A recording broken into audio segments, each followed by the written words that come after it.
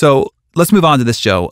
You have a concept called it's important to go deep versus shallow in your marketing efforts. Explain the difference and give us a few examples. Well, yeah, and let me say this into a different way too. Let's take you, Darren. I mean, you're a guy that has, studied successful people. You have a whole publication about getting different perspectives, viewpoints about what makes somebody successful. You understand so much about it. The reason Success Magazine is such a fantastic magazine is you are a person who's really mastered this particular subject matter. If you want to use like Malcolm Gladwell sort of language, you've put in your 10,000 hours. And if you want, the same sort of applies to relationships. The same applies to, any sort of marketing. Do you want to be a do you want to be a relationship marketer, or do you want to be a transaction marketer? The deeper that you go, usually the more treasure and the more gold that's going to be there. And people usually give up way too soon because they're not willing to go really deep with it. I mean, you wrote a book, your book, The Compound Effect. I mean, it's really about, in a lot of ways, a completely different subject matter than we're talking about here, but it really is about going deep. It's about understanding yourself, and it's really about getting, the best juice that you can. Being in great physical shape is not going to the gym once a month and having a great workout and eating a great meal. It's daily, consistent efforts that are applied that produce a certain sort of result. And so when people go really deep into the relationship with their clients, they market to them differently. For instance, one of the most effective marketing tools on the planet is a real paper and ink monthly newsletter where you actually mail it to people monthly. And let's take the carpet cleaning industry again.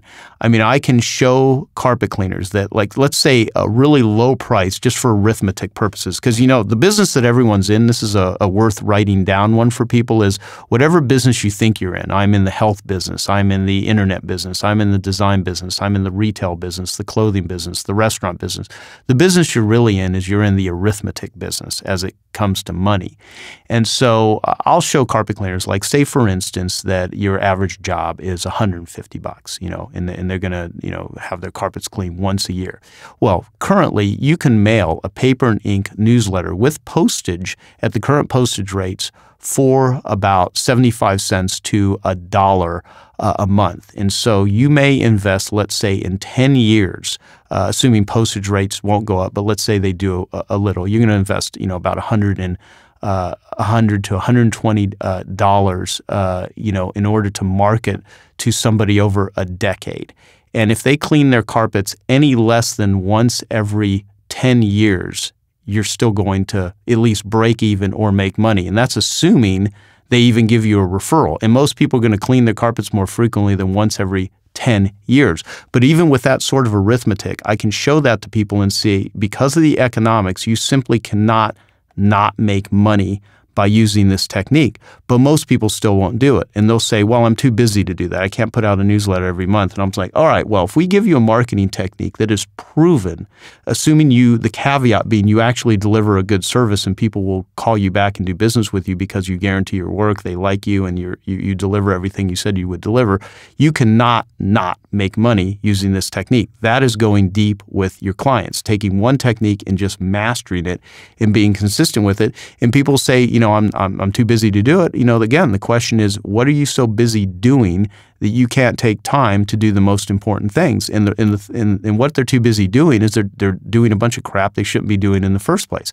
Their to-do list is really about activities. It's not about accomplishment. And there's a huge difference between activity and accomplishment. There's a huge difference between going shallow and going deep and really mastering a technique, really bonding with your clients. One of the number one things that as marketers, as business people, that we want to do is we want to bond with people. And if we do not bond with them, then it's easy for them to be attracted to another business. The only time that you will lose business to a competitor is when you allow your competitors to pay more attention to your clients and your customers than you do. And so part of going deep is making sure that you really connect with those people, that you develop that relationship, and you maintain it. And another way to say it, just to give another example, because I try to give different analogies that make sense to people. If you ask someone out on a date, let's say you're a man and you ask a woman out on a date, and you have a fantastic date, and I'll keep this clean for the sake of recording here. And at the end of the night, you give her a kiss on the cheek and say, I just had the most amazing evening, loved going out with you. I'd like to do this again. I'll call you in 6 months.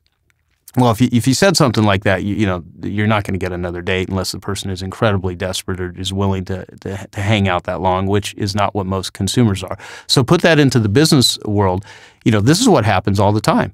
I mean, think about it, Darren. When's the last time you went out and bought something last week that you actually were sent a personal thank you? You were followed up with an email. You were asked, what they thought of the service, the business, whatever. Would you refer it to other people? That you're getting a birthday card. I mean, all of these little things which involve going deep. I mean, not that it doesn't happen, but it's like 1 out of 100 transactions that I experience. Do I get anything that I would consider even impressive? And so there's a lot more to this, but the going deep is looking at the before unit, the during unit, and the after unit of your business. And the real juice comes from the going deep. I mean, if you're digging for treasure, the digger you deep, once you find a gold mine, the more gold you're going to get. And most people spend all their time stepping over gold coins so that they can pick up the bronze and silver ones because they're not willing to dig deep.